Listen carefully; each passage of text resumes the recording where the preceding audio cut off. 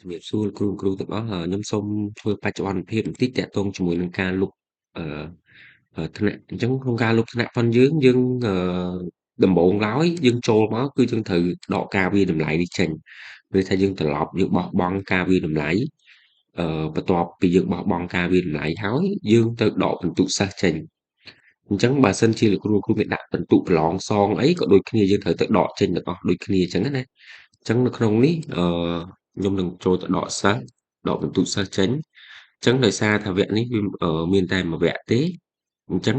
អឺមានតែមួយឆមាសយើងដកតែមួយឆមាសតែបើសិនជាមានពីរឆមាសយើងដកពីរឆមាសអញ្ចឹងបន្ទាប់ពីដកពិន្ទុហើយយើងទៅដកគ្រូចេញបន្ទាប់ពីយើងដកគ្រូចេញហើយយើងទៅដកសិស្សនេះចេញទៀតអញ្ចឹងពេលដែលយើងដកសិស្សចេញហើយក្នុងហ្នឹងគឺយើងនឹងមានលោតបេតុងមុននេះសញ្ញាអាចលុបបានអញ្ចឹងយើងអាចលុបសិស្សនឹងបានអញ្ចឹងខ្ញុំសូមបញ្ជាក់ផងដែរថាបើមានពិន្ទុប្រមាណគឺដាក់ប៉ុណ្ណឹងគឺទៅដកដូចគ្នាទាំងអស់សិស្សដូចគ្នាអញ្ចឹងបើករណីលោកគ្រូដែល